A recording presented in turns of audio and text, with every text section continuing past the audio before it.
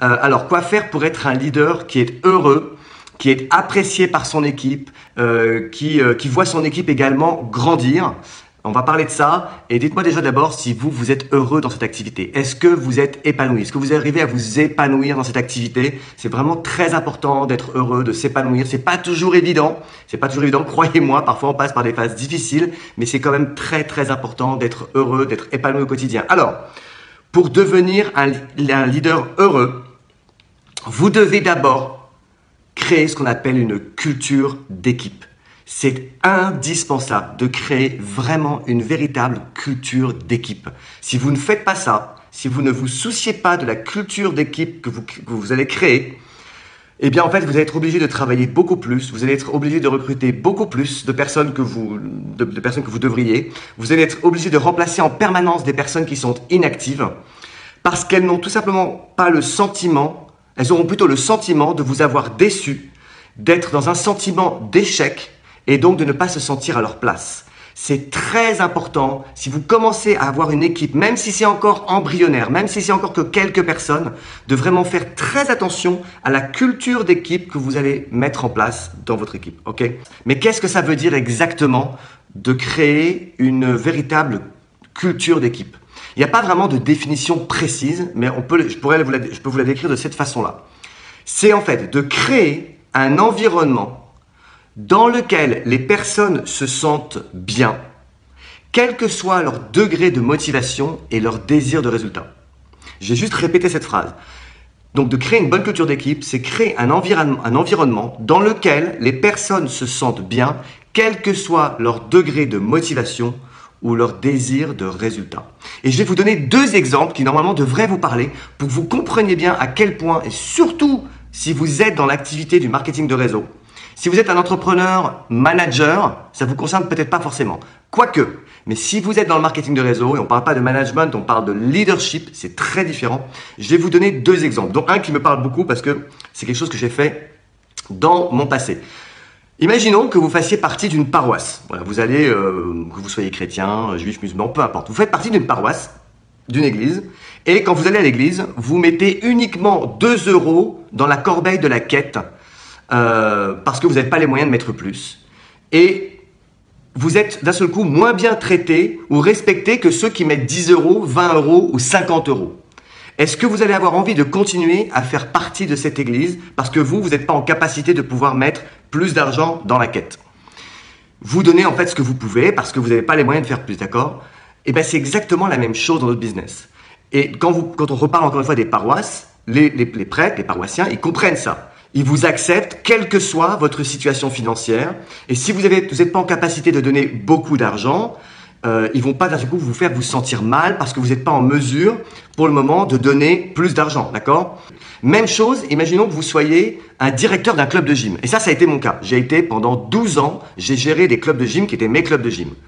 Un directeur de club de gym, il va pas d'un seul coup maltraiter les membres du club, qui ne décident pas tous d'être en super forme, ou qui sont pas tous en super forme, qui n'ont pas tous des super corps affûtés, musclés, toniques, d'accord? Il veut un club qui a du succès, et ce qu'il veut, ce directeur de club, c'est que vous soyez super content d'être là, que vous payez un abonnement, quel que soit votre niveau de motivation, quelle que soit votre régularité ou vos résultats. Et le travail du directeur d'un club de gym, c'est de faire en sorte que vous vous sentiez bien une fois que vous faites partie du club. Et si tout leur travail était de soutenir uniquement, et de faire plaisir uniquement à ceux qui sont hyper réguliers, qui viennent tout le temps au club de gym, qui travaillent comme des dingues, qui font tout pour avoir un magnifique corps, qui font tout pour être par exemple de magnifiques champions, eh bien croyez-moi, la majorité des personnes du club de gym quitteraient le club de gym. Parce que 80% des adhérents ne sont pas forcément des addicts du sport. Ils y viennent parce que pour le bien-être, parce que ça leur fait du bien, mais ils viennent pas tous pour être des super performeurs. Vous êtes d'accord avec ça? Ok, moi je peux vous le dire parce que j'ai été directeur de club de gym et j'avais des centaines et des centaines d'adhérents et j'avais plein de personnes qui venaient une fois par semaine, certains 2 fois par semaine, certains 3 fois, certains qui étaient des addicts et certains qui vraiment voulaient que je les pousse et d'autres, ils voulaient simplement voilà, venir faire un peu de gym de temps en temps, être dans l'ambiance, se libérer la tête. Ils étaient contents d'être là, ils n'avaient pas des objectifs super ambitieux. Et moi, j'étais pas là forcément à les pousser vers des objectifs qui n'étaient pas les leurs. Et si je passais mon temps à essayer de les motiver comme un dingue, à leur dire mais tu peux le faire, tu peux y aller, tu peux perdre les 10 kilos que tu as besoin de perdre alors que c'était pas forcément son objectif, eh bien, j'aurais créé une culture dans mon club de gym qui n'aurait pas été adaptée à toutes les personnes qui étaient là et beaucoup de personnes dans mon club de gym seraient parties.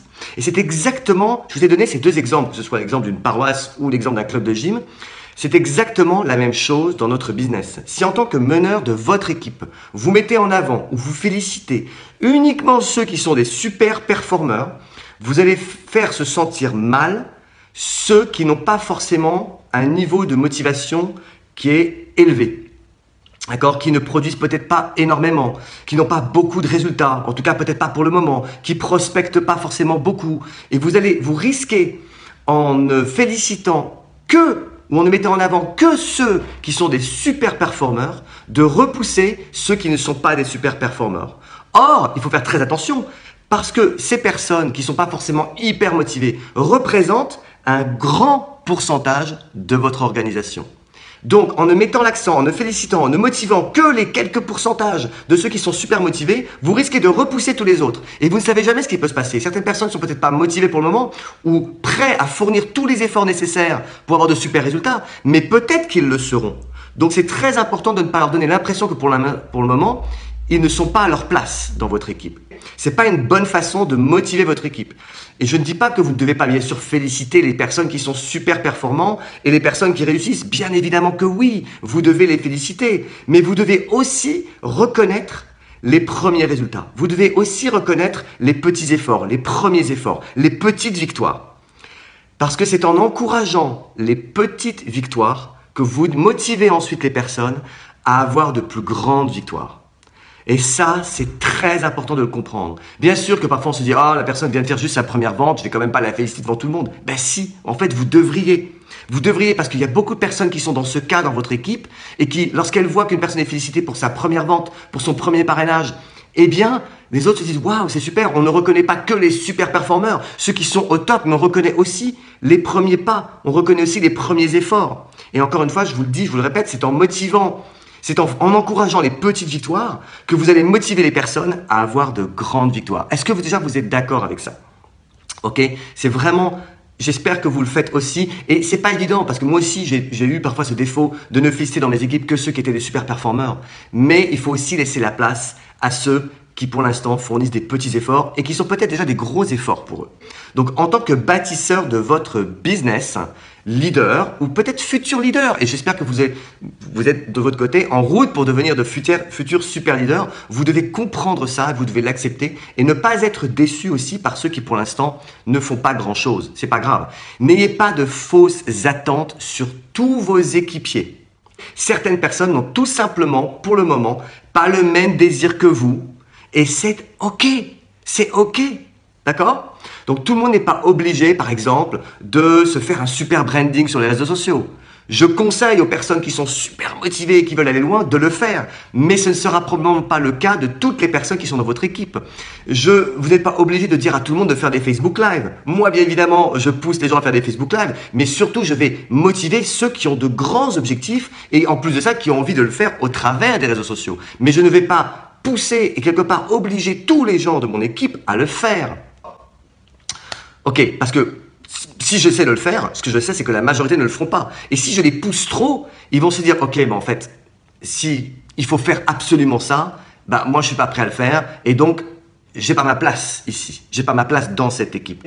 Vous pouvez bien évidemment enseigner comment avoir un bon branding. Vous pouvez enseigner à votre équipe comment faire des Facebook Live ou comment prospecter de telle et telle façon ou comment faire le closing. Bien sûr, vous devriez même enseigner toutes les compétences nécessaires à votre équipe. Mais attention, il y a une différence entre enseigner et donner l'impression à vos équipes qu'ils doivent absolument faire ça. Il y a une subtilité entre les deux.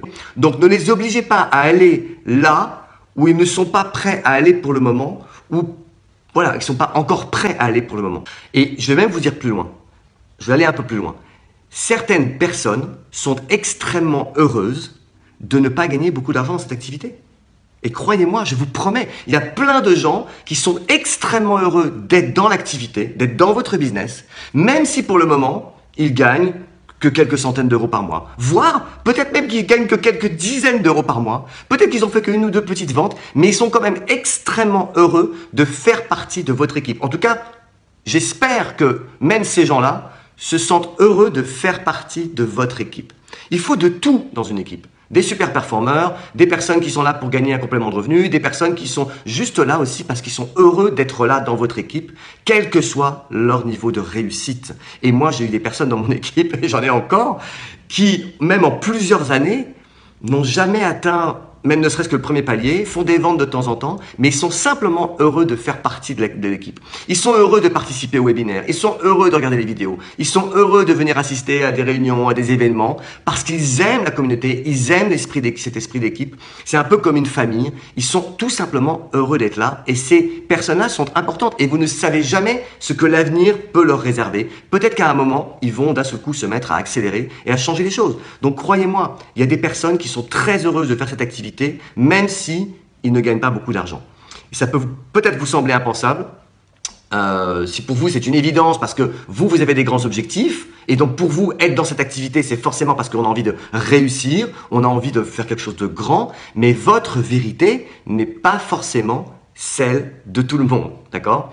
Et les efforts et l'implication que vous voulez mettre dans cette activité ne sont pas ceux de tout le monde. Ok, ça c'est vraiment important de vous le rappeler, et ce n'est pas parce que leurs aspirations ne sont pas aussi élevées que les vôtres qui ne sont pas heureux d'être là. C'est très important de toujours garder ça en mémoire et de respecter les motivations, les aspirations de chacun. Et c'est exactement comme dans une entreprise traditionnelle. Il y a beaucoup de salariés qui sont extrêmement contents et heureux de rester dans la situation ou dans le poste où ils sont. Certains sont extrêmement motivés pour gravir les échelons dans une entreprise et ils vont tout faire pour gravir les échelons si ça leur est possible. Mais il y a des personnes qui sont très heureux de rester à leur poste. Ils n'ont pas du tout forcément envie de gravir les échelons jusqu'au sommet. Ils ne veulent pas subir la pression ni les responsabilités qui vont avec le poste plus élevé. Et c'est la même chose dans notre métier. Et dans une entreprise, il faut de tout. Il faut des gens qui soient heureux de rester à leur place. Si tout le monde veut absolument gravir en permanence les échelons, dans une entreprise traditionnelle, c'est compliqué. Parce qu'il n'y a pas de la place pour tout le monde. Et plus on monte dans les échelons, moins il y a de place disponible. Ce qui n'est pas vrai dans notre métier. Tout le monde peut monter là où il a envie de monter. Et il y a de la place pour tout le monde. Mais si vous clamez tout autour de vous et dans votre équipe que tout le monde doit absolument monter là-haut, qu'il est normal de vouloir absolument être au top, eh bien en fait, vous risquez de saboter votre organisation. Et en tant que leader, si vous avez déjà une belle organisation, vous devez mesurer la manière dont vous motivez votre équipe pour ne pas risquer de faire sortir un grand nombre de personnes qui sont là et qui représentent un gros pourcentage de votre équipe. Donc, juste pour revenir sur l'exemple de la paroisse, de l'église ou du club de sport, si vous faites ça, si vous malheureusement vous motivez, vous poussez trop vos équipes, ils vont quitter cette église, ils vont quitter ce club de sport, ils vont quitter en fait la communauté que vous avez créée, cette équipe que vous avez créée, parce qu'ils ne remplissent pas les critères du groupe et ne répondent pas aux attentes des leaders du groupe. Et vous devez vraiment retenir cette chose-là. 80% des personnes sont heureuses de gagner entre 0 et 500 euros par mois. Ça, c'est une généralité dans notre métier. 80% sont heureuses de gagner entre 0 et 500 euros par mois. 15% vont être motivés pour viser plutôt entre 1000 et on va dire 3000 euros par mois. Être capable de gagner l'équivalent d'un salaire, voire d'un remplacement de revenus. Et 5% vont être vraiment motivés pour aller au-delà. Okay, pour aller vraiment beaucoup plus haut. Et peut-être que certains parmi vous, vous dites « Oh mais moi j'aimerais bien faire partie justement de ces 15% ou de ces 5%. » Et ça n'a rien à voir avec les résultats que vous avez peut-être aujourd'hui. D'accord? Le pourcentage n'a rien à voir avec les résultats. Le pourcentage, ce sont en fait les désirs, pas les résultats. Donc si aujourd'hui, par exemple, si vous êtes encore là à m'écouter sur ce sujet, c'est probablement parce que vous faites partie des 15%, voire même peut-être des 5%. Peu importe vos résultats, parce que quelqu'un qui ferait partie des fameux 80% de gens qui veulent juste être dans cette activité pour gagner un complément de revenu, il ne prendrait pas la peine d'écouter ma vidéo, ne prendrait pas la peine d'écouter mon live. Si vous êtes là en ce moment en train d'écouter mon live, c'est que vous faites partie des personnes qui veulent aller plus haut. Vous faites partie de ces 15 ou 5%. Donc ça n'a rien à voir avec vos résultats. Ça a à voir avec vos désirs, avec votre motivation. Le simple fait que vous soyez là encore à m'écouter veut dire que vous faites probablement partie de ces personnes, voilà, de ces 5%. Voilà, donc je voulais juste aujourd'hui venir vous parler de l'importance de créer une culture d'équipe où tout le monde se sent bien. C'est indispensable.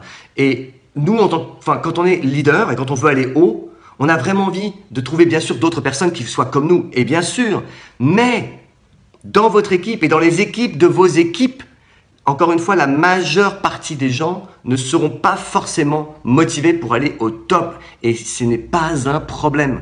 Ne soyez pas déçus par les attentes. Vous devez mesurer vos attentes, vous devez éduquer vos attentes par rapport aux motivations des personnes qui sont dans votre équipe. Donc ne vous mettez pas dans une situation où vous allez vous rendre malheureux parce que ce que vous voulez, c'est que tout le monde gravisse tous les échelons et arrive au sommet. Non! Ça vous rendra malheureux de vouloir à la place des autres quelque chose qu'ils ne veulent même pas forcément pour eux-mêmes.